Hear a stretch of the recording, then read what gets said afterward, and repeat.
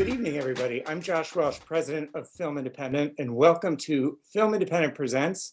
We're so happy. We have a very special evening with the Russo brothers tonight, moderated in conversation with the one and only Mitch Hurwitz. Before we get started, I want to thank our lead funder for Film Independent Presents, the Hollywood Foreign Press Association. Thank you so much to everyone at the HFPA for making this program possible. I also want to thank Apple Plus for their support on this evening. And before we get started, I just want to mention for anyone who may be tuning in to watch this who's not a member of Film Independent, we are an open access membership organization that supports the independent film community. So whether you're a filmmaker or a film lover, we would love to have you as a member. Just find us on the web, join us on our website. We produce the Film Independent Spirit Awards, the award show. It's always right before the Oscars, celebrating the best of independent film. And the winners of the Spirit Awards are voted upon by our members. So if you want to get all the screeners for the nominated films and shows, and if you want to vote on the members, on the winners, again, please join Film Independent. We'd love to have you. With that, I just want to say on behalf of Film Independent, we are so excited about tonight's conversation. Anthony and Joe Russo, you know their movies. I don't need to do a big song and dance, but they have made so many great films, both big budget, huge studio films like Avengers and on, but they started in independent film and they still have their heart in independent film and support independent filmmakers. Their first film, Pieces, was at Slam Dance. I think it was in 1997. But since then, they've worked prolifically in film and television, both doing their own work and also nurturing and supporting other filmmakers under their new company, Agbo. Is it pronounced, do you say Agbo? Yeah, that's correct. Okay. Agbo. And then with that, I just want to say, as I mentioned, the conversation tonight is going to be moderated by Mitch Hurwitz. You know him too, of course, as the writer and producer of Arrested Development, Running Wild, and my personal favorite, Lady Dynamite, which is saying something to call that a favorite when he'd already made Arrested Development. With that, well, it was so nice to be free of the Russo brothers. I mean that, but anyway, that's a different, we'll get into that. That's probably not that's a different conversation. Yeah, right. And with that, I will stop blathering and turn it over to Mitch. Mitch, take it away. Thank you. Thank you. Thank you. Well, I'm so honored to be here with my two favorite directors of all time, favorite directors and people. But I guess actually, technically, you're an entity. You're not two directors. So as an entity, as my favorite entity, your numbers aren't so good. Now, this is not going to sound great, but you're like my top 25,000 entities. What an entity.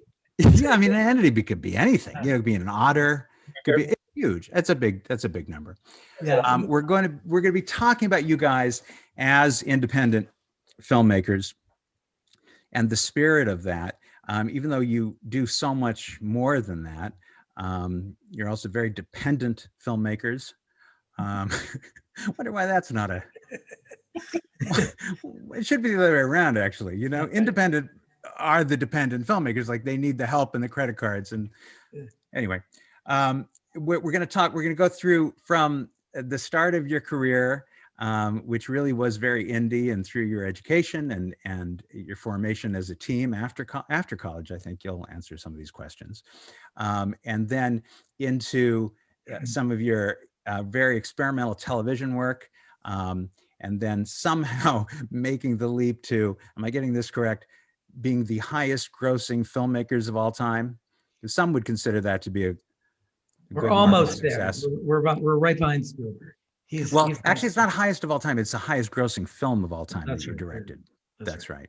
And then, you know, people don't talk about this, but your incredible work creating the COVID virus to keep people out of theaters and keep that record intact. That, you know, was impressive. Yeah. It's worked. And then from there, you've kind of used your juice to start a company that has a lot of kind of civic programs in a way that supports a lot of people, but does independent and very edgy and unusual work. And that has taken you to really this triumph in the film Cherry, which you just directed and wrote. Well, your sister wrote, but you guys produced. She wrote with, so Angela Russo Ostet wrote with Jessica Goldberg. Yep. Goldberg. Yeah. And as always, you're bringing people together that you've worked with and family and everything, and we'll go through all of that. But I thought maybe we could just start with, maybe a definition of independent filmmaking. I mean, I think for me, what is astounding about you guys is how you always step up to the not possible. Like when I look at all your projects, and of course, the one I was most intimately involved with was Arrested Development, but just how many times did I hear you told, this is not possible. You can't do this. You can't do a show with 80 scenes, and you can't, and we'll get to that. Shoot it with digital cameras, and you can't shoot it with digital cameers. You can't. I remember can't be 40 pages long, and you guys just fearlessly. I remember at one point you said to me, like, Mitch, you can't be ruled by the board. I mean, you just can't let the board tell you what to do. And I didn't even know what the board was. I was like, yeah, fuck those guys. It wasn't a bunch of guys, as it turns out. But anyway, let's just talk briefly at the start about this film Pieces that you made that is not, we really haven't seen out there. I think we have a clip of it. Maybe we should just look at the clip and then talk about where it was in your life and how it led to what you do. Again, I've only seen a clip. It seems to be a film about a guy who looks not unlike Joe Russo, who's trying to look up his sister's skirt, but let's take a look. Rachel?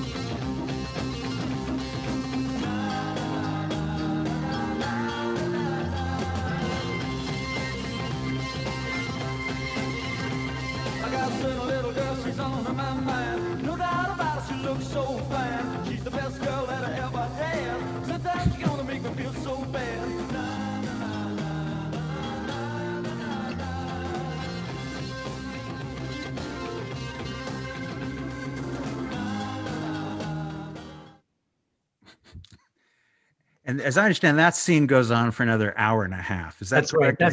That's the entire film. That's the film. That's where it all starts. Obviously, I mean, actually, you can tell that there's a lot of experimental energy in it, and it's completely insane. That one, yeah. Cues, yeah. It's very riotous in structure. That movie. It was, we were really highly influenced by the French New Wave. We're in Cleveland when we made that. I don't know, 23, Anth was 24. We were young guys at the time, and we knew nothing about the film business other than we loved watching movies. We actually had to read some books on how to make a film. And, the structure was as insane as a movie that came out around the same time called Schizopolis by Soderbergh. And only someone like him would have responded to Pieces. And thank God he did respond. We can get into. What were you making it for? What was it? Were you still just doing it for yourselves, or was there a competition? No, this was just us making film by ourselves. We basically were catalyzed by Robert Rodriguez, who had just made El Mariachi, and he wrote a book that he had made the movie for $7,000, which was sort of true, but not 100% true. Yeah. But yeah. So anyway, that lit the light bulb off. We never imagined, we've been film geeks our entire life, and we had shared our passion for film together. But that was the first time that we really thought that we could possibly make a movie once we learned that about Rodriguez. And I think, to go back to your question about what is independent film, we kind of felt like we grew up a million miles away from the movie business. It seemed very remote. And I think that, like, for us, a lot of the process of, I think that a lot of the energy of independent film is getting things through the system that, the system isn't looking for. It's figuring out how you sort of find a voice, tell a story, have a particular expression that isn't sort of necessarily being asked for by some system. And that's a really interesting distinction, because a lot of what we think of as Hollywood is usually chasing the last success. And a lot of people come out to Hollywood to try to emulate that success and to try to kind of catch on to something that they know is already going to be successful. And I would say you guys fairly consistently zagged where everybody zigged. I mean, you did not try to copy something that was out there, influenced by things, obviously, but Yeah. I think Pieces is a good example of that, because, you know, Pieces is like, basically, we're in Cleveland, you know, like nobody was asking us for anything. So yeah, that right. was basically the beginning of our road, was just this sort of like independent step that we wanted to take into the unknown. Yeah, and sorry, Mitch, it's a very astute thing to say, is that, you know, and Anthony and I talk about this all the time. Artists drive innovation, corporations follow innovation, right? So you're never going to have a corporation that champions innovation, right? It's just anathema to their business model. Artists are the ones who lead innovation. And, you know, look at Cameron with 3D. He willed it into existence because, you know, he wanted to tell a story and wow everyone with the visuals behind that story. So he drove the innovation into into 3D as a model. It didn't come from a studio or a corporation. It was the artist who drove that innovation. Well, it takes a great deal of risk. It may not feel like risk. It might not look like risk. It might look like stupidity at times. Like, why are you spending money on something like this that, you know, you guys have just both gone to school, college and graduate school. I'm sure there were pressures on you to try to go make a solid career doing something dependable. And yet you're pursuing this thing. I would say this particularly for young people, like you're not quite sure yet probably why you're pursuing it. I don't know. Maybe you were thinking, okay, this is it. We're filmmakers. It wasn't. I think we were I was getting a master's degree, and Anth was in law school, and I was getting an MFA in acting. And I thought, I don't know that I really want to be an actor. I like directing more. I'd started directing some plays. He and I did a comedy sketch troupe at the college we were both at, Case Western in Ohio, that, you know, we did a couple of shows at. We started writing together. And then from writing that together, that's when, you know, we got inspired. Sundance was sort of the gold rush for independent filmmakers. Soderbergh had broken out, the brothers McMullen and Rodriguez. And, you know, so all these filmmakers were getting minted by Sundance, and they were coming out of nowhere and making a movie, you know, for $10,000, $20,000, $30,000. So, you know, we said, all right, let's just get some credit cards. And if if the movie flops, we go bankrupt and we start over. But if it hits, then, you know, we can make our way into a career that seems really compelling to us. Anth actually dropped out of film school to make the movie, and our father was, you know, law school. Yeah, not pleased with. Dropped out of law school. Yeah, law school. Yeah, sorry. What did I say? What did you drop out of? Dropped out of film school, and dropped out of law but school. you can tell there are some real big legal holes in that clip we just saw. That's right. You know, I mean, that's looking under women's skirts. I mean, these are things that are just class A felonies, and I think a lawyer would have known that. But anyway, it's okay. I might say we covered our tracks. You know, those girls were 16 years old, and okay, well, that's great. Okay, the girl and related. That was our sister, by the way. I know. Who's in the middle, who actually wrote Cherry. She's been working with us since she was. Yeah, no, she's been working with just her teeth gritted angrily. That's it. She's one of my very favorite Russos, if you must know. Yeah. I'm a big fan of Angela's. Probably the most talented out of all of us. So. And somehow from that, so now you guys sort of get on my record with Welcome to Collinwood, right? Which you wrote and directed, and it's a big movie. I mean, it feels like a big commercial hit. It probably would have been, but for that poster. Remember that poster? Do you know what poster I'm talking about? You're talking about the guys standing out there at they put them all in a dumpster. The dumpster? Yeah, the dumpster. The dumpster. And I think that was right when we started working together, and whether it was being released on DVD or something, and you were like, look at the poster. And it's like they've taken the 6 stars and they've put them in a dumpster. just come see this movie about a dumpster. Yes, just in case you thought you might want to see it. It's like a warning on it. Put it out with the trash. It was an incredible cast too, but you're right. Oh my God, the cast. So, yeah. But well, let's just talk about that, because I think and we'll look at a clip from it too. But there is something notable about in a lot of your work. I don't know how intentional this is or how much you give conscious thought to this, but you deal with a lot of elements, and usually those elements are cast members. That can be very daunting for filmmakers. I mean, you know, you can shoot a dinner scene with 4 people and it can take you a day and a half to get every eye line. And yet you sort of always throw yourself, even in this first film, and the clip will see how many people there are in it and how many angles there are. So let's take a look.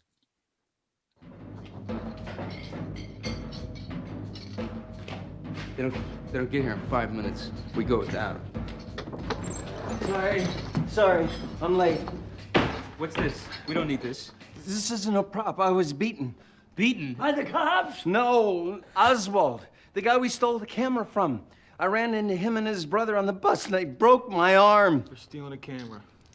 That's a good camera. It's a disaster. What are those? A hydrocodone bitartrate. They're bullshit. I've taken bunches of them. They don't do shit. You took bunches of these? What's the matter with you? You want to go into a coma? Are you telling me I don't love my own son? Oh, he's out. He's out. Get him out of here. No, we can't do the job without him. He's useless! Look at him! I'll take him home. What are you talking about? We gotta leave for the job. Well, there's something I've been meaning to tell you guys. Oh, you're not cutting me out. You or any of you. I'm clean enough to go to the cops. I'm clean enough to go on this job, aren't I? Aren't I? You wouldn't dare. You try me. Oh, Jesus. It's such a great film. And you see what I mean about how, I mean, if you were to read that scene on the page, it's very difficult to imagine how to take all of those people, all those actions, all those attitudes, and have them come in and out of the frame when necessary, what the setups are. That's a big leap, I would think, in your filmmaking. Did you feel that way at the time? We had been, for some reason, we've been drawn to ensemble storytelling our whole lives, you know, which is one reason I think why we were so well suited to television. We like multiple points of view. We like the sort of chaos of it all. Mm-hmm. Yeah, so we and I think it's that, like a big family thing too. It's like probably somehow in your DNA. It's definitely that. I mean, we came from a colorful Italian family in Cleveland.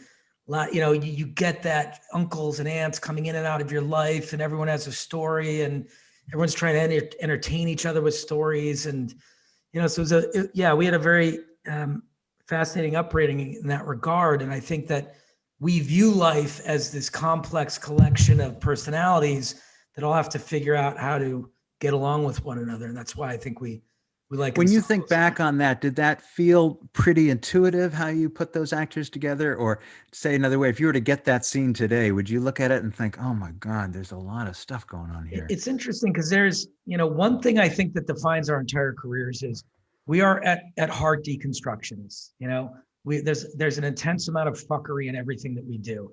It's all highly self-aware while it's also trying to like cull emotion out of you, but there's a level of absurdism to it. And I think that that's a fatalism that comes from growing up in a town like Cleveland in the industrial Midwest at the time that we did, when it was going bankrupt and the mayor's hair caught on fire and the river caught on fire and the sports teams lost by historic numbers. And there's just sort of a chip that you get on your shoulder that, you know, that there's no forward momentum in your life or anyone's life around you.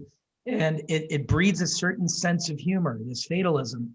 And I think that is a consistent in all of our work. And Collinwood in particular is sort of an utterly absurd movie that is an homage to the late shows that we used to watch with our father when we would watch the Bowery Boys as kids. And we loved the Bowery Boys. And we thought, let's just make a Bowery Boys movie, which is a completely insane concept for a film. But when you watch it, it's all studio mode camera work. Everything's locked down. It's shot as if we had those giant old cameras. There's one shot in the movie that we use a Steadicam for, but the entire concept behind that is like, let it play out in long runners. Don't edit as much. There's lots of air we could have cut out of those scenes, but it was really more about. It requires theatrical insight. It requires, I mean, blocking. That stuff doesn't just happen, you know.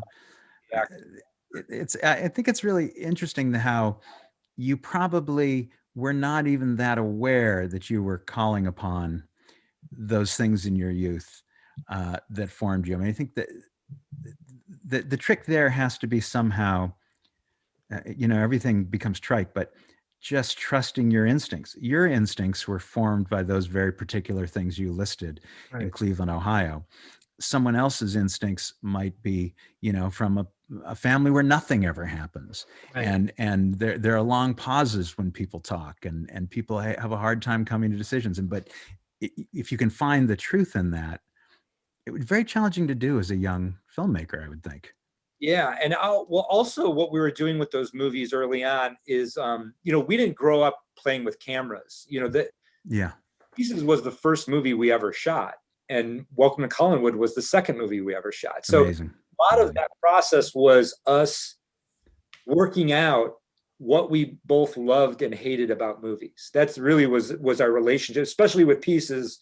And I think largely with Collinwood as well, was just really us addressing our relationship with movies and the movie-going experience. Well, and somehow in that mix, figuring out how to relate to one another in a position that's usually been held by one person, because there has to be some kind of dictatorial aspect to directing. And maybe that collaboration inspired the way all your things have had a lot of collaboration in them. But was that challenging at first, or did you not take this as seriously enough as a career that you were at each other's throats? Or, I mean, what was that experience? It's interesting because there were models very early. There weren't many models. It was only the Coen brothers. And then while we were writing this script, and they're so tight-lipped. I mean, you don't know anything about their process. And by the way, they're listed as producer and director, right? So they weren't co-directed. Right. They couldn't get the waiver from the Directors Guild. The Hughes brothers were the first prominent team to get the waiver, and the Luminary brothers probably had a good working relationship. Had a good working, right? Let's hit them in the eye. Let's hit the moon in the eye. Anyway. They came out with Menace to Society in '93 while we were writing the script to this. So we were initially thinking one of us will produce, one will direct. Then we were arguing about who was going to produce and who was going to direct. Then Menace to Society came out. We said, all right, we'll co-direct because it seems to be a thing now. And, the Hughes brothers broke it up where one of them dealt with camera and one of them dealt with actors. So we thought, okay, well, that's what you have to do. We have to divvy the job up. And then we tried to do that for a week once we were shooting. We went, this isn't working because we both like to do both. And so we just formed our process. Our process evolved over the course of making these earlier projects, Pieces, Collinwood, Lucky. A lot of these earlier projects, it was just an evolution of the co-directorship. Well, you're both really open guys. And I always find when I'm doing a project as, let's say, as a head writer on something, that it does take a little while to learn how to think your own thought and listen to someone else's thought at the same time. It's very easy to do one or the other. But you guys have in my experience, have you been really had such a soft touch about being able to have your own points and be open to the other person's point, and then be able to decide quickly because you're always fighting the clock.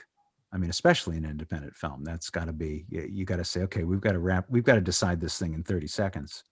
Mitch, before we got to that point of directing with one another, we'd spent our entire youth and young adulthood watching movies and talking about movies together. Our entire passion for film, television was literally developed as a dialogue with one another. Then when we started to learn about filmmaking, again, it wasn't in film school. It was Joe and I reading books and talking to each other about how you make movies. So it was a very incremental process and an incremental road that was built on a shared experience and a shared sort of love of the craft and then development of the craft that ended up sort of supporting this directing effort. Yeah, and there's something about your respect for each other and your love for each other comes across, because it's all, everything you guys do does have, even, these massive giant planetary fights, they have a light touch. I know you guys personally well, and you always just have a little bit of a smile on your face, and it's very unusual, I think, for directors. Glad it feels right to you, because for me it hurts. Now, it's interesting that you brought up, Anth, is that we actually went to film school after we made Pieces. So he used that to get into film school. And then we went to film school. Soderbergh saw pieces at Slam Dance for probably a year and a half into film school. And then he offered to help us make our next movie, which was Collinwood. So we dropped out of film school to focus on that. So we reverse engineered our experience at film school. And so Collinwood, you make what I consider to be just a huge success, a big triumph for what you're going for, whether I don't know anything about its box office or anything. It was terrible. But you suddenly are in this moment where you realize like, oh wait, we haven't done anything. We're just starting. We still have to hustle everything. And maybe you always feel like that in this business, but you immediately hustle. I think you put together that show Lucky, which is actually how David Nevins, who ran Imagine at the time and now runs CBS and Showtime, showed me this. And to his credit, he said, these guys they don't have the record that a lot of the directors that we're talking about for Arrested Development might have, which is a company run by Ron Howard. So, he's got access to big directors.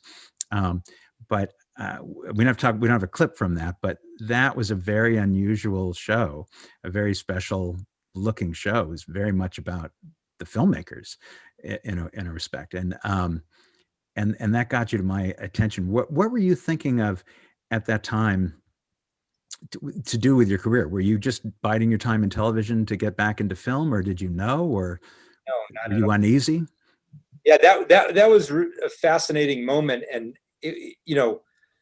Lucky was very lucky for us in the sense that that's what the show that got us on your radar. So we were in the edit room on Welcome to Collinwood, finishing the movie, and our casting director had recommended to the Cullen brothers, not the Coen brothers, the Cullen brothers who had written Lucky, that they check us out. And they brought it up with Kevin Riley, who was running FX at the time. Now, we just got lucky because there was that moment where with the rise of the sort of cable channels who were trying to, HBO had just changed television with The Sopranos. Right. It just sort of said, hey, TV can be as cinematically and as ambitious as film, and it's possible. And so there was a moment there where FX wanted to become the free HBO, and they wanted to look to in order to be the free HBO, you had to do it economically.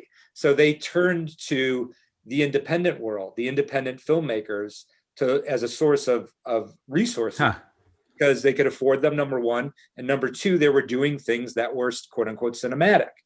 And that's really how we got on their radar. Kevin Riley literally came in the edit room while we were finishing Welcome to Collinwood and watched the cut, and he hired us for Lucky right off of that.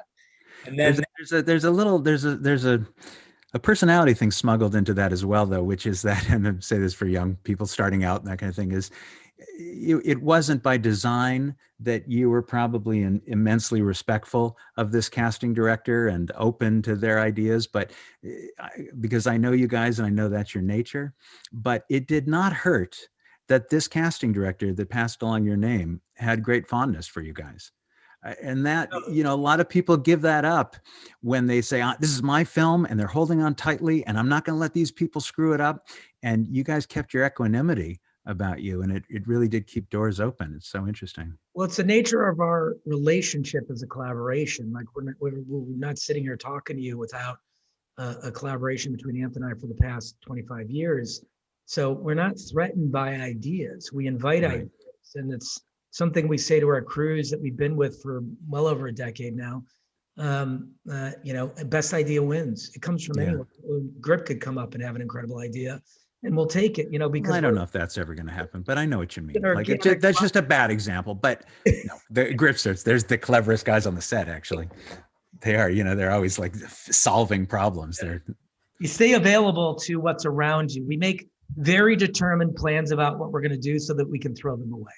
We're super prepared so that when we get to set, an actor can come up with an idea that changes things, the DP, the camera operator. You have to be available, otherwise you're diminishing the contributions of these incredibly talented people that you've invited to come play with you. And that seems to us anathema. We've always rejected the auteur theory. We hate it, Yeah, it's really, I see that in you, and it's a contagious quality. Because I certainly experienced that with you guys. you came in probably obviously not having done much TV. I had done more, but certainly not of the flavor that we did together. Mostly sitcoms and things like that. And you came in not only open to every idea, but unusually as directors of TV, which had always been a kind of sidelined job. They were derisively referred to as traffic. Traffic. What is it? Yeah, traffic cops, mostly in multi-cam sitcom. But what they didn't do was say, "Okay, we're going to give you our notes on the script now," and you guys did. I mean, it was.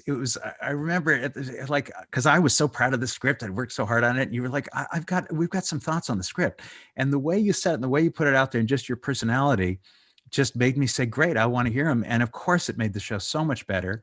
You really had a hand in the creation of that show in a way that's really unsung. Let's just briefly talk about casting as we transition into Arrested Development. It's people that discover the show now tend to say, how did they get all those stars in one place? Because they weren't stars. They were, us sitting in casting sessions trying to figure out who these people were. Maybe we'll watch a quick clip of it. Yeah, Why don't we watch the first season? And then if there's any time Look left. who's back. I'm exhausted. Neiman's again, huh? Actually, I've been going to the thrift store, but I'm gonna find a way to keep that dress, Michael. Things didn't work out with Mom. It was utterly macabre. Zip me up. She always makes everything about her. She's the last person I ever want to need something from. Well, she likes to be needed, just as long as it doesn't cost her anything. It's like she gets off on being withholding. Whoa, Buster. Look who's got something to say. I'm Mom, and I want to shoot down everything you say so I feel good about myself. Look who's ragging on the old lady. Hey. Finally? I'm an uptight Buster! You old horny slut! Well, no one's gonna top that. Again, it's like the shots that contain all of this movement, all these people, that amazing moment where you just see Buster's eyes. He's just taking this all in, waiting for his moment to erupt. You just don't see stuff like that visually on television. At least you didn't then, It's so funny you bring that up. Again, like Arrested was, that whole style, like this all comes from like cinematic fetishes that we had sort of growing up. So the cinema that we love, styles that we love, the different ways that you can use the camera and to tell stories. And Arrested, I think, was so thrilling. One of the reasons it was so thrilling to us is because we got to use a really extreme cinematic style on it. And it was just perfectly suited to the material.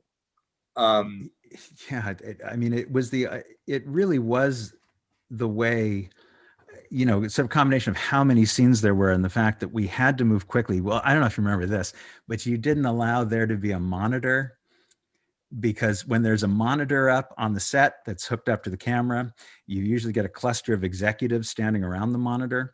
And then you get a cluster of suggestions and everybody notices something different. And you just knew that was going to be the death of this. So I remember early on you said, hey, Mitch, you just have to squeeze in with us over here and look at the little, the lens finder basically. And we'd all stand next to the cameras because we had the camera mount. It was great. It was great. And it really did work because you could ruin that scene that we just watched very quickly by noting it to death or not letting you guys use your instincts to kind of conduct it. There's so many things like that on that show that you did. That came from something that you said, a value that you had with that show that has stayed with us ever since, which was, I remember you saying that you wanted the comedy to be so dense that it was just like that we could just throw stuff away left and right, put it in the background, throw it, Yeah. Chasing that density of humor and density of comedy. And I think so that was like part of the reason why we were led to that process of like, let's move fast, let's like comedic performers are so mercurial, you know, how do we keep that set flowing? How do we keep the comedy flowing? And how do we shoot as much as we possibly can so that when we get to the edit room, we can squeeze it down to that density? Yeah, and that's interesting. That is one of the independent film vibes that you brought to that. Not only the density, but the speed of it, the naturalism of it. It's what makes the show feel like it's not talking down to you in a way. It doesn't feel like a manipulation, which of course it all is. Everything is a manipulation. You're trying to create a laugh, you know? There were two very weird influences on that show that I think are worth talking about, just as we talk about independent film.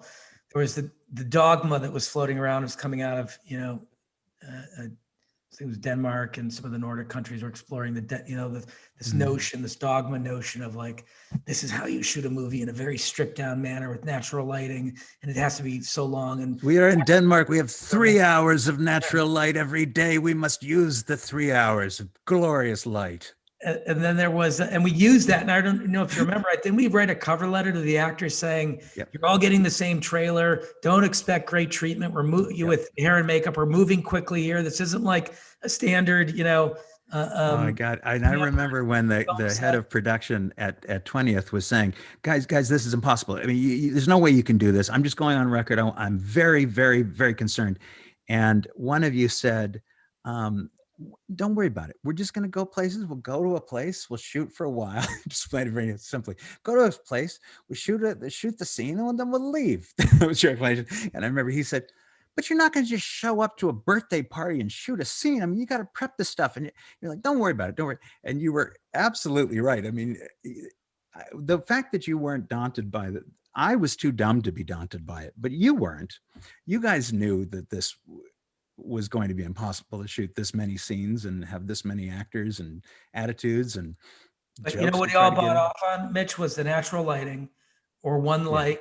We shot it. This was the first, you know, major show, narrative show, shot with digital cameras. So we used technology as an efficiency and as our friend to help us tell the story. And the other influence I was going to say was Man Bites Dog, which was a Cannes Award winner, about a documentary about a serial killer that Anthony and I still think is one of the, you know, most tragically funny films we've ever seen. And we thought, you know, let's apply this idea of verite so that it becomes our friend. We can hide behind this notion of, you know, the sloppiness of found footage, and that's right. You know, these forced, you know, you're forced into very awkward angles. We would run 3 cameras. This was another thing. There's a great story from this, is we were shooting through each other. You know, I was operating one of those cameras, and I'd shoot through, you know, James Hawkinson, who was the DP, and then he'd come around and see me and then get, you know, go past me again and get to the actors. And I remember the head of the network called us 2 days in, apoplectic, saying, what the fuck are you guys doing? This footage is never going to cut together. And we were all like, trust us. We're not going to use that part of the frame, but it allows us to keep all these cameras running at the same time. And it needed to, because the show needed to have, the cameras needed to have that found footage thing too. And we would get in trouble when one of the newer cameramen would get to the joke before it was said, or get to a line before somebody spoke. You know, it's like, well, how did they know that person? That's part of our dogma, right? Is that you can only go to the joke after it's told or while it's being told. And you can't be, the motivation has to come from the fact that the person is speaking, right? Yeah. So you can't anticipate it, but we would shoot a lot of rehearsals, and we wouldn't let the operators watch the rehearsals. So you would get that. Bateman would start talking, and then we get to Bateman, you know, and then someone would react to Bateman, and we come to their reaction late. But it really was. It was like a lot of thinking on our, but especially your feet, and in retrospect, like kind of the confidence of much older filmmakers to do all that. Part of the reason we would put 3 cameras in, to per what you're saying, is we noticed that about thinking on your feet. We noticed that when we would pull a camera out and there'd be only 2 cameras in the room, all of a sudden the shots got better because the cameraman had more room. Oh, that's interesting. Yeah. All of a sudden the shots got cleaner and better and more conventional. And then we were like, no, put the 3rd camera in there so he has room.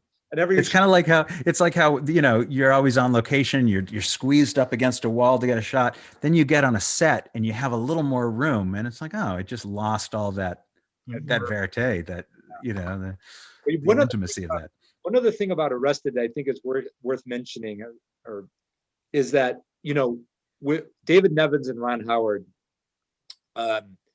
in producing the show was made at a time when reality TV was eating up the dial.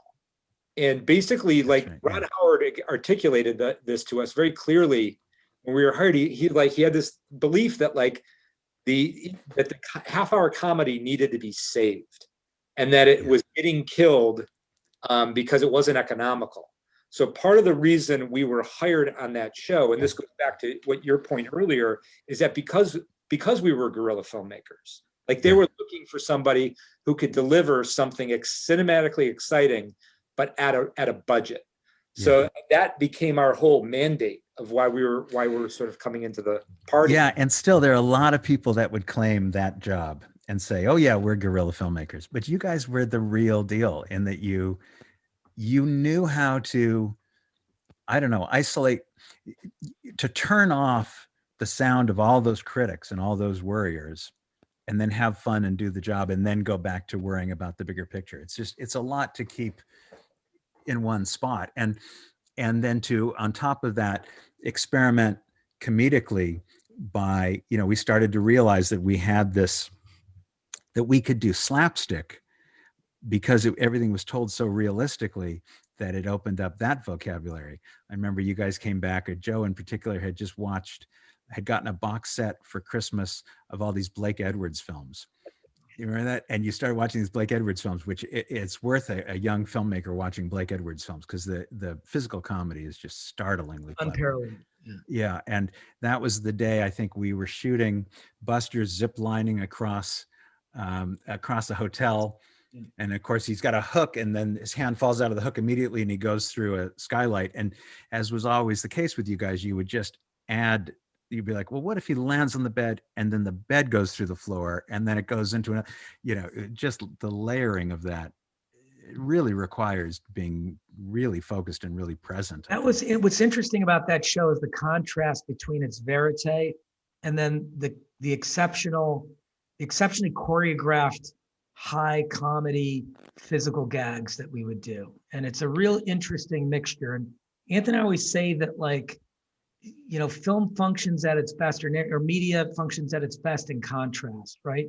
When something's surprising you, and, you know, it's like the house falling, you know, the homage gag, right? There were so many of those gags that were intensely choreographed, but captured in a way that felt like, you know, you were there witnessing them as they happened. And I think that's why that show was so impressionable, because it was so out of nowhere, right?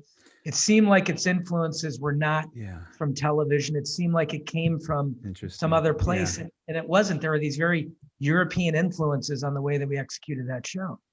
Well, and at the heart of it, and I think at the heart of a lot of your work, all of your work, is you're getting at truth. And we'll talk about this in the Marvel films. I mean, talk about a film that shouldn't have any truth, because these are qualities and characters that don't exist. But you go to such lengths to make them relatable, realistic, stuttering at times characters that, you know, say jokes that fall flat and are made fun of, and all those things are all sort of in the service of these larger big swings that really wouldn't happen in real life, but now your audience is on board.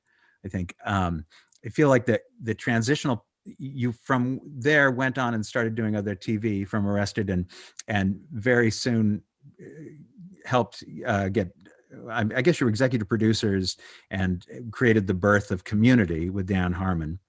And that was a show where you were really exercising filmmaking skills outside of this naturalistic genre, because it was flexible enough, it seemed like, to incorporate it. So maybe we'll look at a clip of one of the more dramatically shot episodes, the famous paintball episode from Community. Let's just take a look at that.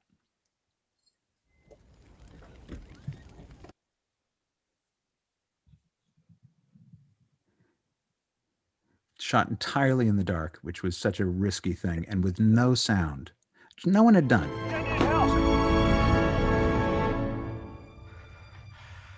had a dream it would end this way.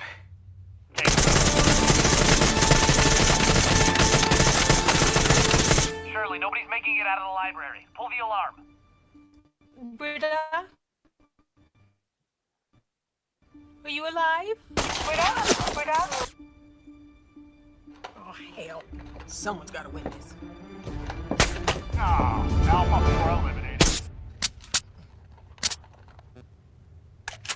I'm out. Me too. Alpha 17, move in. Looks like this is it. Will you still be Han Solo after we die? Afraid not, doll. Once I'm gone, I'm gone. Oh. Okay.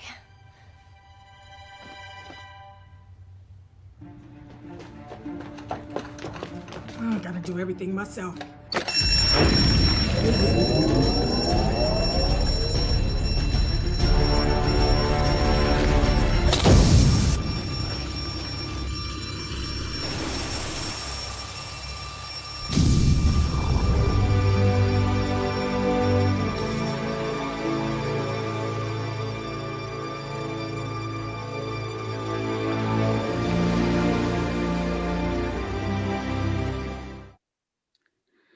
So you can see like really a next step, that's just a little clip, and that show did so many different genres and would touch on those things.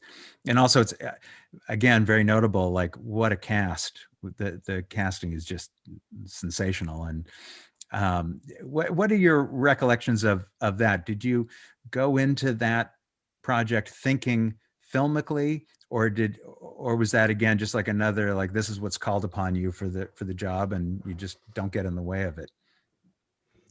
That one for Community itself, I mean, I think our approach to Community was certainly definitely filmic. I mean, that was what are the rules of this show? How are we going to shoot it to distinguish it? I mean, that's how we were drawn to things. That's why we're not afraid of operating in the TV space, because we, like I said, we're open to ideas and collaboration, but we're also very filmic and cinematic in our approach. And we try to bring this right. Like it would have been very easy for you to just repeat Arrested Development and say, okay, we're going to do handheld. We know how to do handheld. We know how to make it funny. It's a big ensemble. You need handheld. It's the only way to get from one character to another.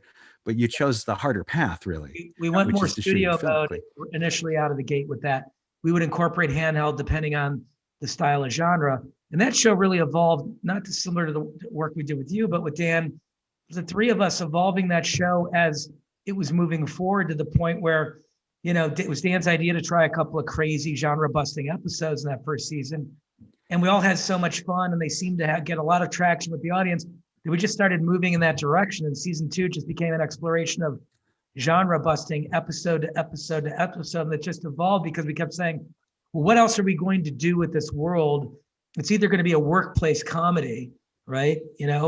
Everybody at community college, or we're going to do something highly experimental and ambitious and cutting edge, which became let's turn genre on its head every week. I think that kind of grew out of our approach to the pilot. Was, we were very much, it felt to us in spirit like John Hughes. So we were very much channeling John Hughes. Oh, that's interesting. Yeah. Pilot, and actually he passed away around the time, and we actually ended up dedicating the episode to him.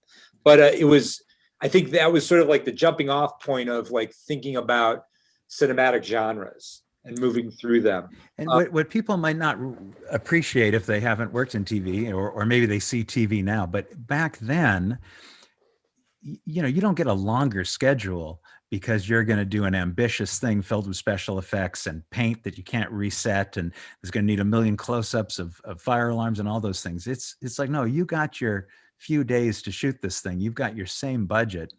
So again, you have to be fairly fearless about what a lot of people might, and maybe even in that episode, had said to you, like, you're not gonna be able to pull this off. You can't do it. The trailer, when I was shooting that episode for 3 nights in a row, and I was getting like 2 hours of sleep every night, you have to be ambitious. And this is that independent spirit that we've carried through our entire careers.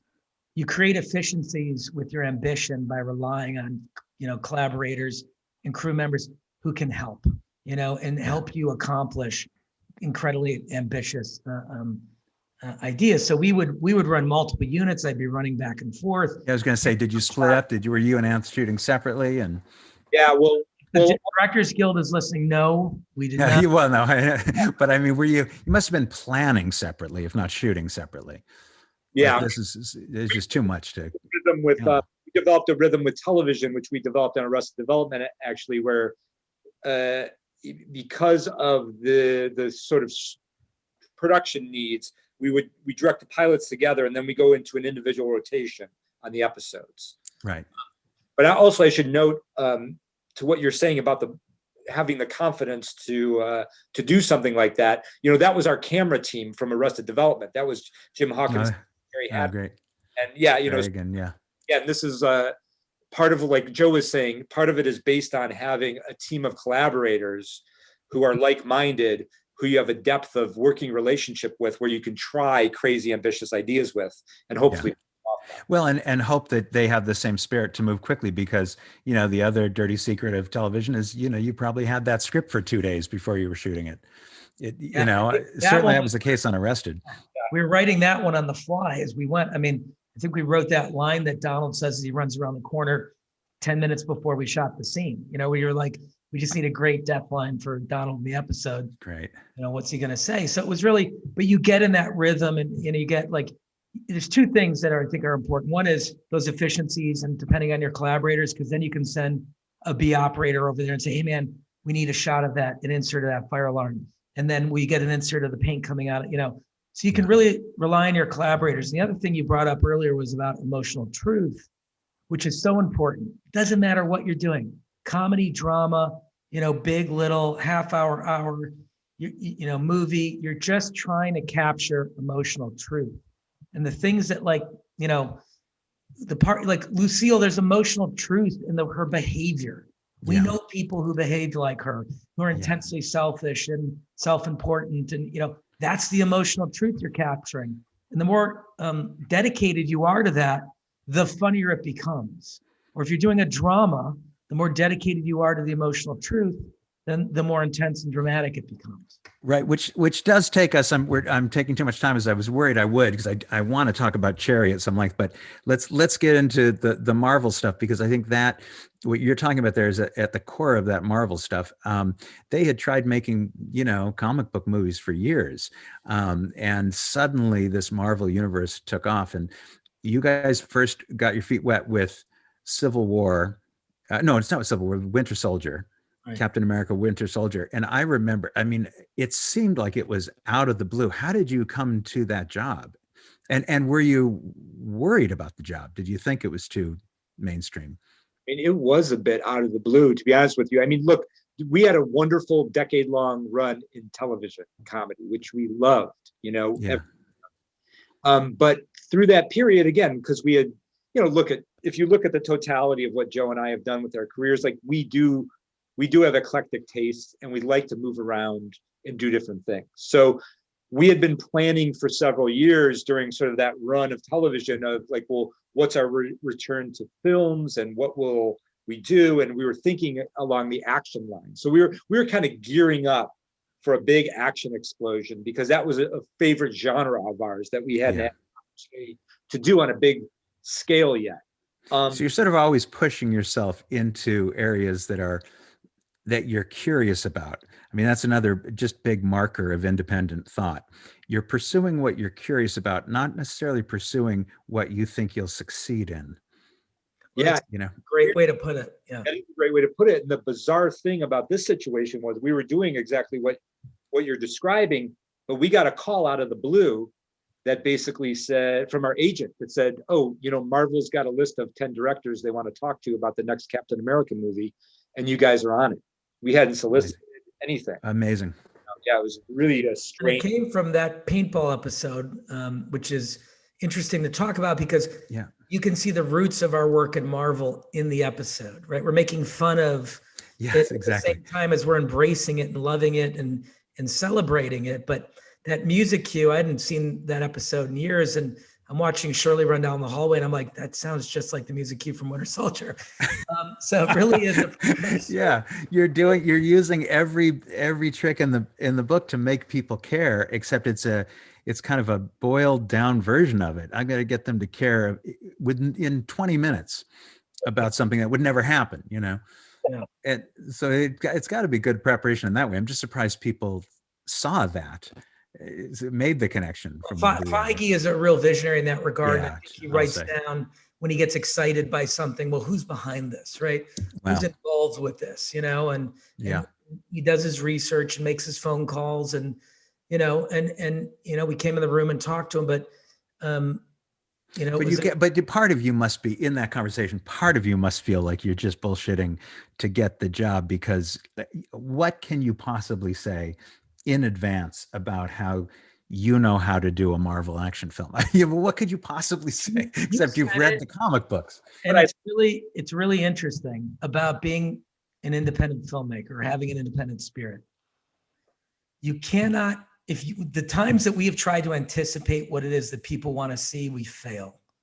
When we make something that we want to see, we succeed, right? So when we're true to how we feel and what it is that we want to do, and we're vocal about it and defiant, as we were with Arrested and the studio head calling us and, they could have shut us down, but we just said, look, it's going to cut together. Don't worry about it and trust us. And, and then we turned it in and it became the little engine that could. But with Marvel, we went into the room on that one with very specific ideas about what they had done up to that point and what we thought they could do differently that would help advance the universe. And do you remember if that was that character work? Was that stylistic? I felt like there was a lot of 70s kind of filmmaking in that first Captain America that you did.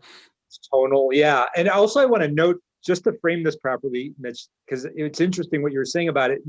One of the things I love about Kevin Feige and his process is just because they bring you in to talk about a movie doesn't mean you're hireable for that movie. Yeah, right. I see. Interesting. Doing something interesting, and Kevin would like to sort of like engage with you on a creative. He might just be learning. He might just be acquiring ideas. Right. Exactly. I think that's really where it started with us. I don't think they thought of us as necessarily hireable for that movie. What it turned into was a 2-month conversation over 4 meetings where we got more and more specific about what we would do with the movie. We're literally, Joe and I are spending like 90% of our time in those 2 months literally making the movie that we whether we're a long shot to even get hired to make. But I think, that it's sort of like in a weird way, probably trying to figure out how to spend the money. Exactly. Because that's not what you've had experience with. You've had experience with making a little go a long way. It's true. But you know what? Like Marvel, again, to their credit, they're very confident on that level in the sense that like they understand that half of the equation. What they need you to do is bring something to the table. Yeah. That you're thinking about. And that's kind of your genius. You exceed. I mean, as I said here, I was so proud of my Arrested pilot. And you come in and say, here's some things you could do, and it must have been the case with the Marvel thing too, where you say, this is where you could go with this. You could, and you certainly did that with casting. I know with Civil War, you shook up the whole thing by saying, well, we want to put Iron Man in it.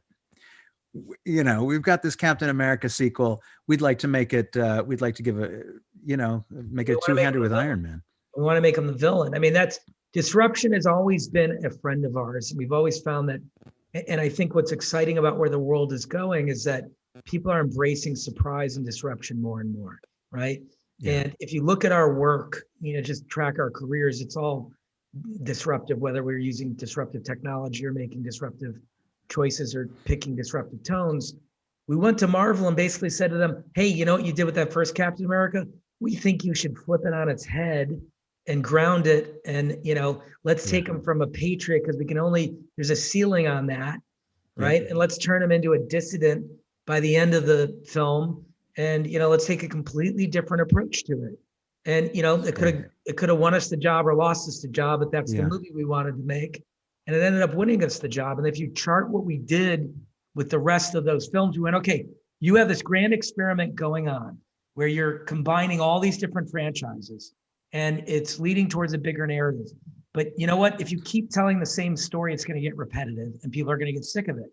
So you have to evolve it. And so It's why so don't interesting. So you're talking about story. I mean, you're really talking about for people who might find themselves in this position and think, okay, how am I going to go into my Marvel meeting and talk about how they should shoot it with 1,000 cameras instead of 5? You're not talking. It doesn't seem like that's what your focus is. Your focus is on story and character and yeah, narrative. Exactly. That's How do we build that out? And then taking their most precious character, the one who they built the entire universe on, and we said, let's make him a villain. It's going to surprise everybody, you know? And then, you know, Infinity War, let's kill half the characters. It's going to surprise insane. everybody and create a cliffhanger that could create a frenzy around the next movie, you know? And, you know, by the end of it, let's kill Tony because we have to tell a story that feels like a complete cycle. And he started off as a very selfish character. It seems like a natural end for him to give his life in you know, out of, you know, his self. Well, a lot of people don't realize that during the whole shooting of the second film, Joe was pretending he was dead. So that was, I think, a very bold thing for a director to do. Like, hey, one of us died, you know, we're in it too. Got it.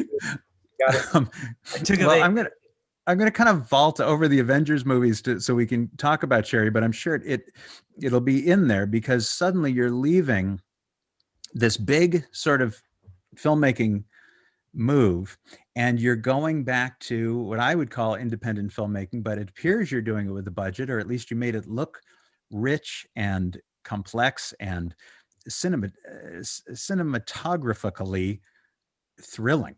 I mean, you guys take so many risks in this film.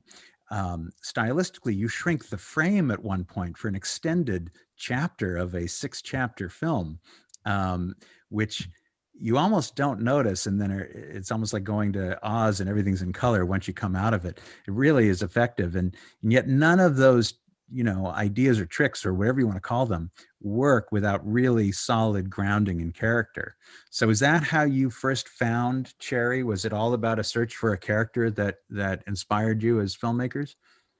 You know, we were coming at, so with the Marvel movies, again, an amazing period of our lives, but it was 7 years, 4 movies in 7 years, one into the next. Wow. That was a long run, you know, and like our big joke is, in television, the goal is a longevity, and we never quite achieved it. But in film, you did. Yeah. It's hard to get to 100 episodes in TV, but we're going to get to 100 films, I think, with this one. Yeah. So, but we were, so it was very cathartic to come out the other side, especially because the story was so emotional and the audience for that film was so large and global that, again, like Joe was mentioning, when you brought it to a conclusion, there was a real sense of not just for the audience an emotional catharsis, but for ourselves. So there, and suddenly you're fighting. You're not. You know, you use a lot of energy early on, saying, "Oh, we'll prove them wrong," and you know they don't believe in us, and we'll overcome that. And that's a great engine. And suddenly you've got the opposite problem. Oh, great, we're the guys who made the biggest film of all time. Now what? And you know, now what do we do? Follow that. But I think, look, it cleaned up very easily for us when we read the novel Cherry. You know, it was somebody had sent it to us believing that we would respond. They knew, they knew we were from Cleveland. The novel is set in the part of Cleveland that we come from. Wow. Who sent it to you? Was it agencies? Book agent who sent it. Yeah. It was before it was published. So we read it and we had a very strong emotional reaction. It was literally that simple. Opioid addiction was something that was on our minds. It was something that people who were close to us were struggling with and had even died from. Wow. So there was just a very visceral reaction and in a way that was like, not just that we felt, but was also on an intellectual level. You were aware of the fact that the opioid epidemic was still raging, you know? Yeah.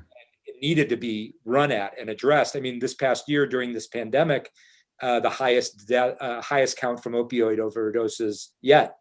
So it's still growing. So I think it felt, because we responded personally on an emotional level, because it felt timely in the sense that it could possibly become part of the conversation around what's happening, we wanted to run at it right away. You really created an interesting bit of reportage in a way, because you hear about those statistics and you hear about what's going on with opioids, but you don't it's hard to know what does that mean. Every time we see somebody overdosed, what does it mean? And boy, you show us what it means. You show us how that trap gets set, and how there really aren't a lot of other exits. The exits that you would think would get you out of a life like that, which is really, I think, maybe the second or third chapter when he goes into the army, which has that hilarious line, which I'm going to misquote, but you're watching all of this basic training, and the voiceover says, "So this is basically why you shouldn't go into the fucking army," which I think is one of the great lines of cinema. Although we need these guys to go into the army, of course, but man. You're bringing up something really interesting, Mitch, which is this is a very modern problem caused by science, right? Yeah. These pills have been scientifically engineered to make you addicted to them, right? And to get off of them costs lots of money, right? You have to go to rehab, you need doctors, you need support, you need psychiatric support, you need medical support, you need drug support. So this is a very modern problem that is staggering in its scale and staggering in its complicity, right? Like there's so many people complicit in this problem. And, what's really, talking about disruption, but what's really disruptive about this movie is who we targeted towards, which was Gen Z, because we feel like they're the ones on the front lines of this crisis in a way. Yeah. They're the ones that, are taking Oxy as a party drug. They're the ones that, who don't have the life experience to stop themselves from making choices that could derail 20 years, if not their entire life. Yeah, it's a strikingly young cast, whether they're actually that young or not. I mean, you really do get the sense that these are people who are just barely formed, who are being thrown into hell and having to negotiate it like it's a war. Let's take a quick look at it. And I should also say that because of that need for money that you talk about, the main character starts robbing banks. And I'm not sure if we're going to see that here, but. Hey, I'm really happy you're here. Why is that? Because I like you a lot. Shut up. I really do. And and your jacket's really cool. Whoa. And what? I was just thinking. What are you thinking? Just thinking that you're shady.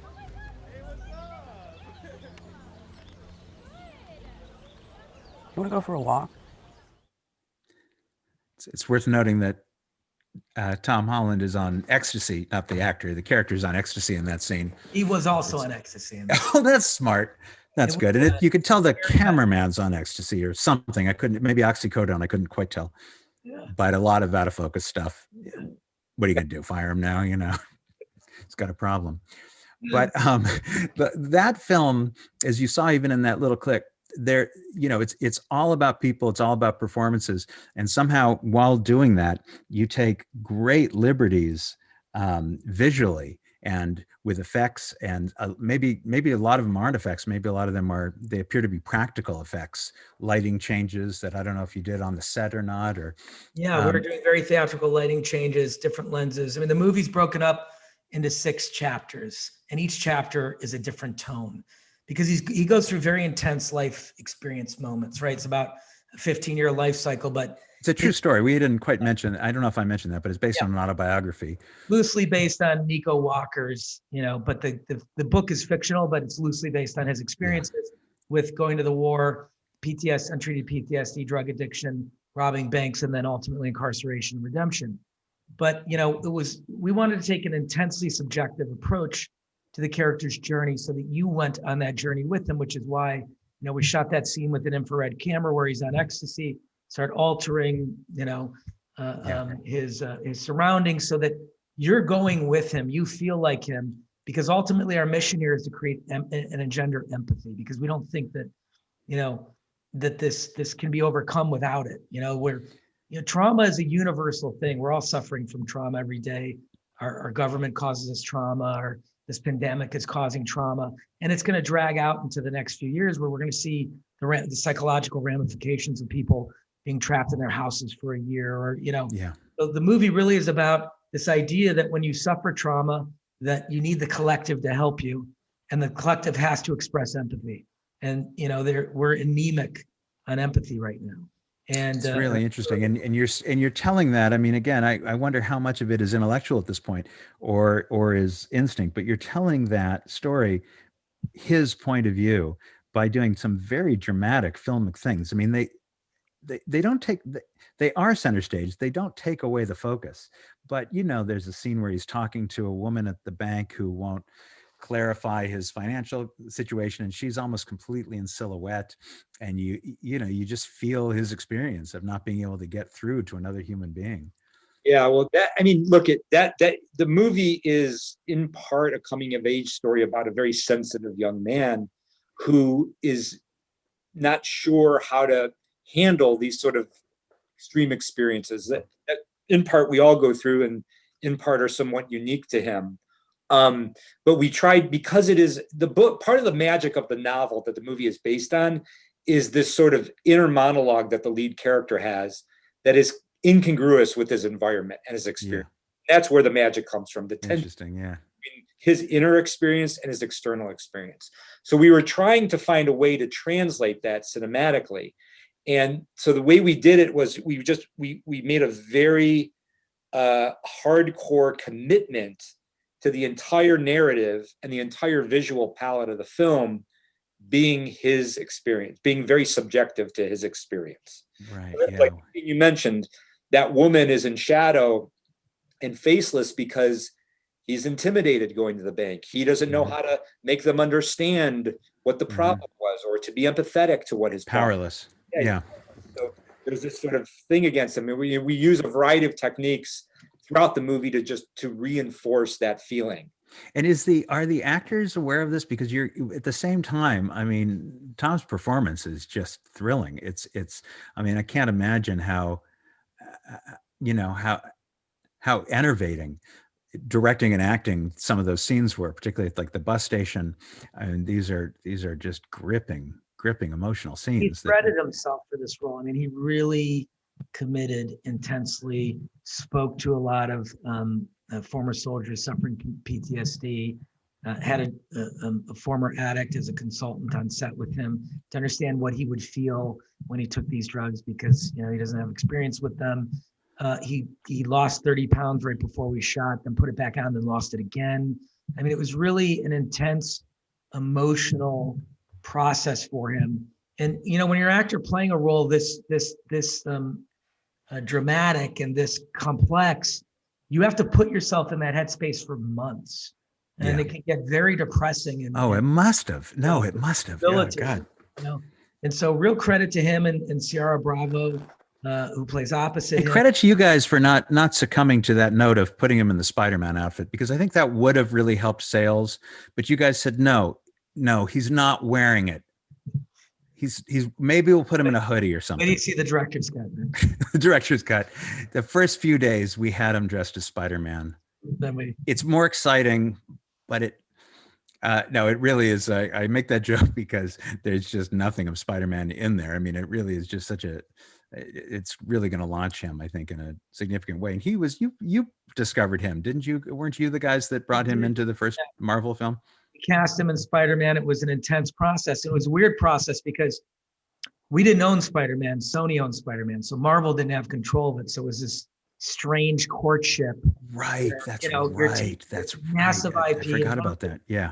I don't think it had ever been done before, where we were taking this massive IP from another studio and putting it in our movie. And Anth and I were exceedingly vocal. The Cowardly Lion was in Dr. No.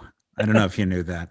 That was the one other time he was on the island. But anyway, only vaguely successful. It was such a complicated thing. Yeah. But it was a process where we fought tooth and nail for Holland. He just came in and blew us away. He had a level of charm and availability and accessibility with incredible chops and range that we hadn't seen. We knew he was a star. Yeah. And again, we're trying to jam this down the throat of a studio who's like, well, we want to participate in this conversation. We're like, well, this is the guy, or we don't want to use your character. So, we've got a big lift, deep affection for Tom. And, we all feel an intense affinity for one another. And so I'm sure he's incredibly proud of this, what you guys did together. I can't wait for people to see it. It really is. It's so special. And Mitch, it was hard. It was hard to watch him do a lot of that stuff because again, he's bet. a young man, and he has an incredible instrument, as you can imagine. Part of the reason why he's so successful as Spider-Man is he has a remarkable physicality to him. Yeah. So he's a very vibrant person, and so he can be really hard on himself. He can take it, and he was, and it was both impressive and also sort of scary to watch. Yeah. Well, everybody, I mean, as always, you just get such incredible performances out of people and somehow make people feel safe enough. I mean, this is an independent spirit thing, but you make people feel safe enough that they'll take their own risks. It's not just about, pleasing the person over there by the monitor. It's, expression. You have to make them comfortable that you've got their back, right? Yeah. They can lay themselves bare and that you're going to protect them and help them and help them recover from it. Amazing. Well, I want to talk about Agbo, but maybe we can sprinkle that in as we get some questions, because I think that's part of the program here. If there are any questions, let me see if I can figure out how to do that. Oh, they're there. They're lining up over there. Can you guys see those as well? Yeah, just pull them up. So maybe I'll just dive in and read a couple. So you both do such a fantastic job of balancing large casts of characters with multiple protagonists. Would you ever consider using that skill to direct a musical? I wish I'd read this question to myself before I'd. By the way, yes, we would. We love musicals. Yeah. Musicals are great. There's something that needs reinventing. We dabbled in it in Happy Endings. There's a great scene where Damon Wayans dances his way into a dentist's office. Oh, that's great. That was Singing in the Rain was a favorite film of mine as a kid. Well, also interesting about musicals is, a lot of people will ask us about how do you go from comedy to action? And it's, for Joe and I, there's a lot of similarities between the two. It involves choreography, both of them. And it involves timing, both of them.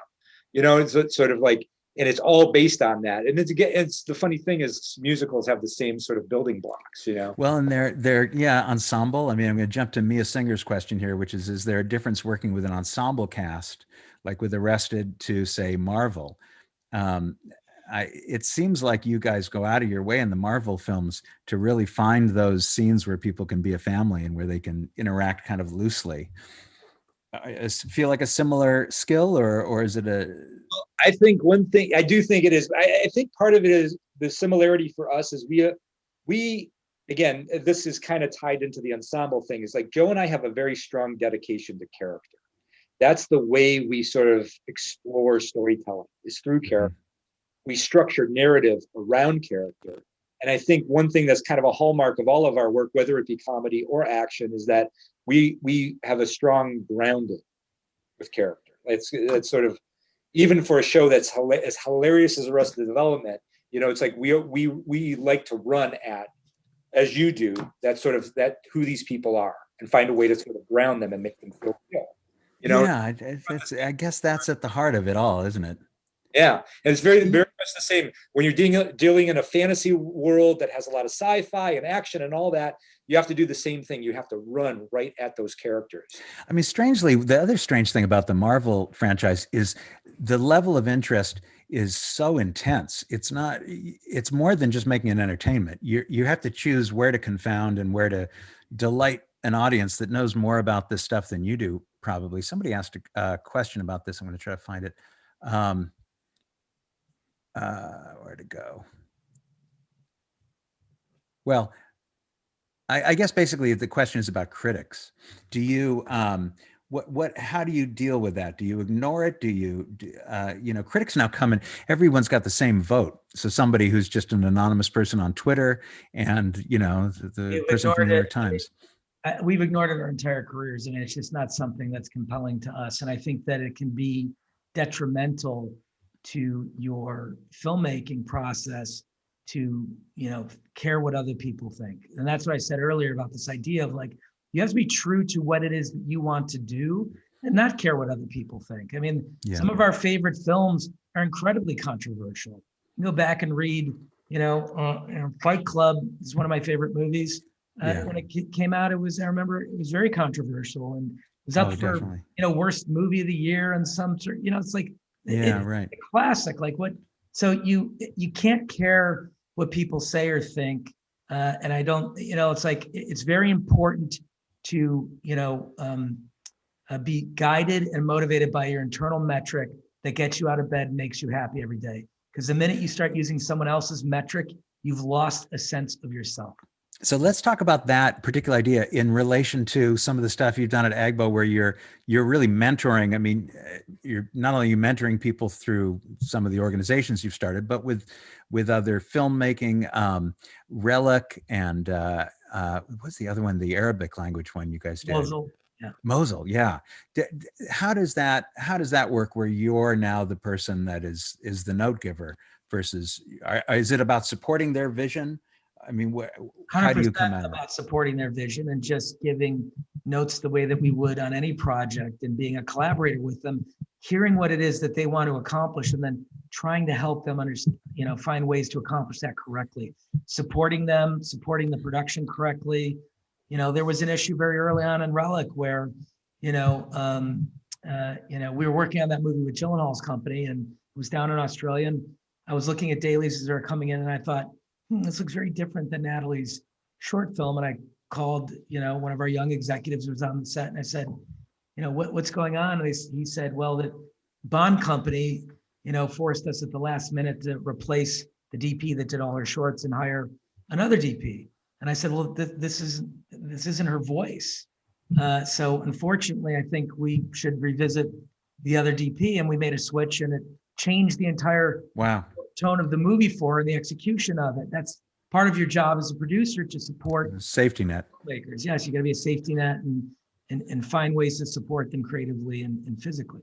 I'll give you another good example of that as well, too. Matt Carnahan, who both wrote and directed Mosul, that movie was based on a brilliant piece of journalism from the New Yorker about these soldiers in an Iraqi SWAT team in Mosul that helped liberate the city. And Matt said to us, we offered the movie to him. He said to us, "Yeah, I want to do it, but I want to make it in Arabic. I don't want to shoot it in." Wow. We're like, yes, great, because like the whole goal of that film was to tell a story from the Iraqi point of view, to make Iraqis themselves the heroes of the story. And so he just doubled down on that that's amazing. by suggesting that idea. Now, I don't know if there's any other studio in Hollywood that would have said, "Oh yeah, let's make it in Arabic." That's a good idea. Yeah, no kidding. That's where you get to kind of call the shots that way. But those bigger global things. Talk about one of the questions here is about. I really enjoyed the film Extraction. What was your experience making the film, and how did Netflix get involved? Is that something, had you made that before it went to Netflix? I had written that script years ago, and it was something that was sort of hanging around. But I love his two influences, Michael Mann and action films from growing up that were just sort of pure expressions of adrenaline. I always said that one of my favorite moments in a movie theater was watching the bank heist in Heat. I felt like I was literally in the middle of a very intense, very realistic bank heist. And I thought, well, what if you could create that experience for an entire film? And that was the impetus behind Extraction, was this sort of nonstop action film. It's an exercise in minimalism in respect to character. It's literally like, it's not about the character moving a tremendous amount over the course of the movie. There's redemption for him, but this is really about how action defines him and allows him to find that redemption. It's compressed time frame. Netflix got involved because they read the script and loved it, but they're also, I think, as the world evolves, there are certain platforms that are better suited to release certain kinds of content. Extraction is a very international movie. It's got an international cast, an international setting. It's action. Action tends to do better overseas. And, I think there are only certain kinds of films, no matter how much you love the cinema, things will always change. There are certain kinds of films that are going to work in cinemas, especially post-pandemic, where people have been trained now to watch things digitally. Most everything else is going to be digital. And it's a great platform. And Extraction, I think, wasn't it their biggest, the most watched thing, at least in 2020? Or it was. It has some distinction that way. Yeah, and that's part of what allows that. Like, I don't know what the numbers are that quantify like what that means to Netflix. It's a lot of people. It's more than would have seen it in a movie theater. Yeah, definitely. So it's a significant platform for that type of material. Yeah. And just on that, just based on another question, you've answered some of this, but you create fantastic action sequences full of story and character with clear shooting, editing, and memorable choreography. How much of that is born out of the collaboration and trust that you're talking about with an action team? And how much of that is your absolute vision, love of action? In other words, you start, you know you need a new sequence here right when you're feeling it flagging. Are you designing that together with your action team? I'm just curious about that myself. I think what the original jumping off point is from our passion. You know, it comes from an idea that we feel is going to be very useful to the movie or appropriate or something we've been like circling for a while, wanting to figure out. And it goes from there. Then we bring that idea, whatever our inspiration is, we bring that idea to our team, and then it receives an incredibly thorough process of being developed with our team, where those action sequences are built by us going through idea phases with our coordinators and our performers, but also our cinematographer. I was going to say, I'm imagining how it's going to be shot too. Is it shot in one? Is it shot 70s style with zooms? Is it, there's a lot of questions there. Iterations of the scene. We will stage it and we will shoot it with the stunt performers and edit it together, and we will revise that and keep working it. It's a very involved process because that stuff is incredibly hard to execute. And it's incredibly expensive to execute. When is it done in the process? Is this all done pre-production, or are you getting up at 3 a.m. to get a couple hours before the? Well, you need months to develop this stuff before you start shooting. Many months. Wow. It's all very, very specifically choreographed through iteration after iteration. It's a super iterative process.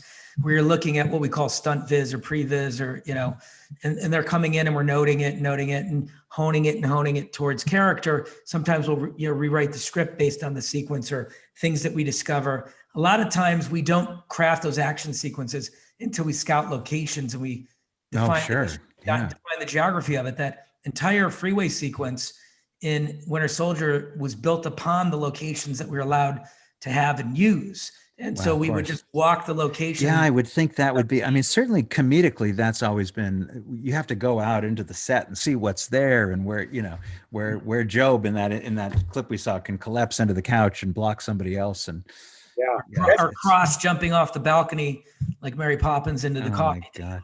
We're just looking for ways to utilize the levels and the geography that exists. The only difference is, though, like the analogy you're making, Mitch, is completely spot on from our point of view. The only difference is because comedy can unfold a little bit more in the moment because there are a lot of different ways it can work. Yeah, because action requires so much pre-planning for so many reasons, including safety. You end up doing that creative discovery process. Sure. Never get to set. God, how amazing. That's amazing. I'll ask just a couple more here. You mentioned Rebel without a crew. I don't remember you mentioning that. And the process of self-teaching, learning on your feet. Are there any resources and or opinions you can give on how to make one's way through filmmaking with less traditional routes? And I think in that question is, are there books? It's funny, books are almost a relic at this point. Like I imagine there are a lot of video classes and things. This is the resource right here. Right? Yeah. I think what's amazing, when we made pieces, we had to get our hands on a 16mm camera, which was expensive. We had to buy film, which was really expensive, which actually sat in our refrigerator for a year after we shot the movie. Had there been a power outage, we would have lost the entire film. You can now go out with an iPhone and shoot an incredible 5 minutes of footage that you can distribute for free on YouTube. Donald Glover is a prime example, right? He was shooting short films with his friends at NYU. We were doing a commercial, and one of the executives on the commercial said, I found these crazy kids out of NYU who are doing these shorts. Have you seen them? We said no. We watched them, laughed our asses off. Donald was incredible. We went, this kid is like a comedic genius. He's insanely talented. So then when we were casting Community, there was this very sort of, white, a suburban character that was a jock, who was sort of a dumb jock that felt like we had been there and many times before and seen this character. And we thought, what if we brought in Donald and let him improvise the character and see what he came up with? And that was how we found Donald Glover, was just through his ambition of shooting shorts, digital shorts.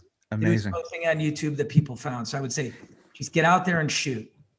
That's great. I remember it was called Daryl or something. Remember that his comedy trio, and Derek, he was Derek or something. Yeah, Derek. And also the thing to remember too is like, you do need some knowledge, obviously, to get going, but like, filmmaking, whether it's writing, whatever it is, shooting, anything, acting, it's a craft. And the only way you learn a craft is by doing it. That's great. You just have by making mistakes. I mean, your career is so storied at this point, and there are so many things we're talking about that were successful. And I'm sure there are a lot of things in there that weren't as successful. And secretly, that is kind of what you learn more from, in a way, or it can be simpler. It can be having a sequence that doesn't work. There was plenty that didn't work in our Arrested pilot, and we poured over it and in post, and finally, you look at something long enough and try to stay open and fresh, and you can solve it. I remember one of our oversights. You remember this? We were doing all those edits of the pilot, and I don't know who first noticed, but somebody noticed, hey, we're not cutting to Michael reacting. We're telling these great jokes, but they don't seem that funny. And it was as simple and just a group oversight, because we were all looking at the technical thing we'd created, that, oh yeah, you got to cut back to the guy. You got to cut back to the guy just staring at them, and everything just jumped up. So, yeah, I mean, it's not something you'd necessarily remember from a book, but you get in there, and when something doesn't work, that's when you're working hard. I'll ask two more questions. One just about Agbo. Is there anything specifically you look for when fostering new talent, either individually or via Agbo? And how can non-represented, no agent or manager filmmakers get on your radar? That's an unfair one to read. But in general, I imagine you're looking for the things that you like, which is a fresh take or some filmmakers with a strong voice and a strong sense of self, with something fresh to say. And it doesn't matter what genre. We love all genres. We've done horror. We just did Mosul. We did Extraction. We've sort of been all over the place. And it's really, we're doing the next movie with the Daniels, just because we thought Swiss Army Man was so incredibly so amazing. Yeah. So bold that, we called them and just said, hey, come in and let's talk. We'd love to help you with your next film. And what can we do to help? I think this is the best way to explain our process, Mitch, with that is our own experience coming into the business was, we made this movie in Cleveland, not knowing anything about the business. We ended up taking the movie to this film market in New York City, and we screen, you pay like $300 and you get to screen your movie at the market. We screened it. We had a full movie theater. Everybody walked out of the movie theater. Amazing. One person stopped and said, hey, you know what? I'm a programmer for the Slam Dance Film Festival. I think you guys should apply. One person. Wow. Wow. We applied to the Slam Dance Film Festival. Same thing. We go to that festival. I didn't know that story. Wow. One person, we didn't get any response to that movie after that festival, except for one person. Steven Soderbergh called us up and said, miraculously, he had seen our movie at the festival and said, that's amazing. We should get together. He ended up producing our next movie. But it was literally like these all you need is one person. Yep. Something special in either the work that you're doing or who you are as an artist. And that falls under the things you can't control. You just got to put yourself out there and hope that one casting director says something nice to somebody, or to somebody gives you, a solid piece of recommendation. That's amazing.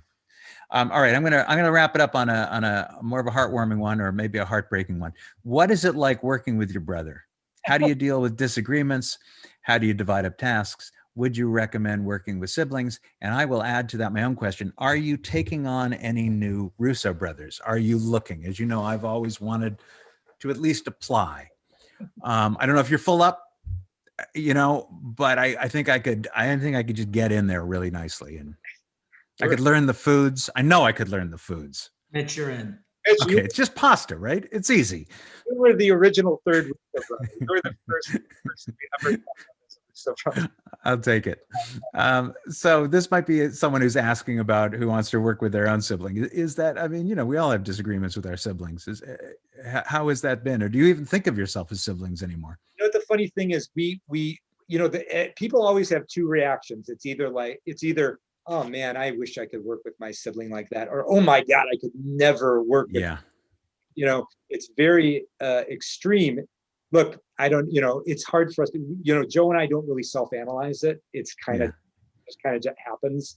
And maybe it's complex to analyze, but we just have a nice rhythm with one another and it works, and I think it's like many of us who do what we do find pivotal collaborations in their lives, and sometimes those collaborations last for a single project. Sometimes it lasts multiple projects. Sometimes it lasts entire careers, Yeah. And I think, it's just a part of, well, I imagine when you take, I'm going to tell this guy, go to hell and start my own career off of the table.